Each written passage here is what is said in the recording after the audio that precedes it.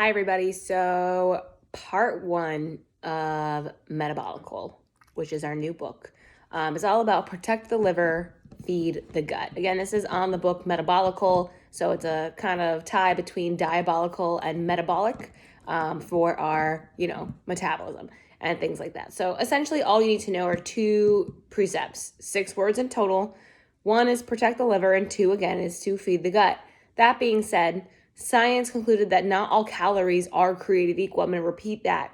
Not all calories are created equal. A calorie is not a calorie when it comes to food.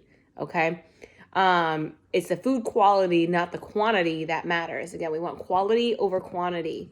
The first key is the one that medical establishments don't want you to know, is that their drugs can't and don't treat chronic disease.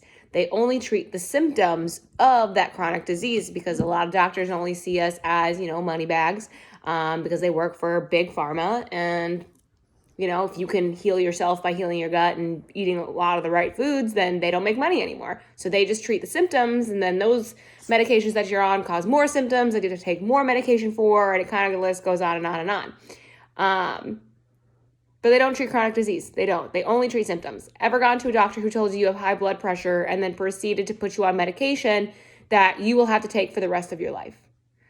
High blood pressure is a symptom, not a condition.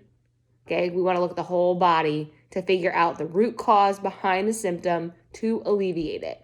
There are 8 subcellular pathways that underlie all chronic conditions, and all of them are nutrient sensing, meaning that they respond positively or negatively to specific components in food. Yet none of these are considered diseases themselves. The second key is the one that the food industry doesn't want us to know, which is all food is inherently good. It's what's been done to the food that's bad. The problem is that in the course of food processing, poisons are either added, stuffing the liver, or antidotes have been removed, starving the gut, or both. Minimally processed food, so like white rice, fruit juice, interferes with one or the other, while ultra-processed foods like Cheetos interfere with both. And now our livers are stuffed from the sugar our bodies turn into fat, and we've literally turned ourselves into foie gras. Our guts used to be full of beneficial intestinal bacteria that munched on fiber and kept everything in our bodies copacetic. Now that food has been stripped of its fiber, and those bacteria get so hungry that they eat the mucin barrier off our intestinal cells, setting us up for inflammation and for leaky gut. So in this book, the author is going to provide evidence for 3 separate yet related immoral hazards perpetrated by big food, big pharma, and big government. You have to work upstream of the problem if you're going to fix the cause. Working downstream only fixes the results. The cause of most havoc on your body is called metabolic syndrome. Okay, so metabolic syndrome. The simple fact is that anyone can get metabolic syndrome, even those who are of quote unquote normal weight. Everyone is at risk both ways. Metabolic syndrome is the inappropriate storage of energy in the wrong form in cells that shouldn't store it. So there are only 3 types of cells in your body that should store energy. You've got subcutaneous, which is stored in the butt. Then you've got visceral, which is stored in the belly. Adipose tissue is supposed to store excess energy as fat. Muscle tissue and liver tissue are supposed to store excess energy as glycogen or starch. And that's it. Fat stored anywhere else in the body is called ectopic fat.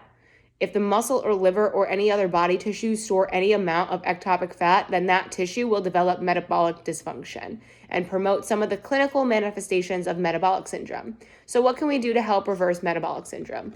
A change in your eating habits. You can alter your health, but you have to know why. And so does your doctor.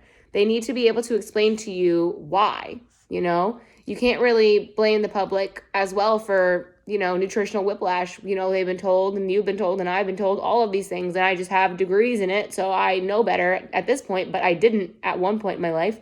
We are exposed to a daily barrage of contradictory statements and strawman arguments about basic science. One day fat is bad, then it's good, then this is good, then that's bad, and then it's only this and only that. And coming from physicians and also from RDs, while nutritional biochemistry is ignored completely, which is how the metabolism works versus calorie counting and body weight. The physicians don't understand it themselves. Again, they don't really get that much training. Physicians get max 16 hours of nutritional training, and it's just the basics. If there's no science or understanding, then there's no imperative to change, right? If you don't know your why, then why would you do it? And we need to make sure that we're understanding that. Another reason, again, that people won't or can't alter their diets is that they're abusing sugar. The food additive that's the most addictive induces metabolic disease and reduces longevity. If you have any questions about part 1, protect the liver, feed the gut, please comment below.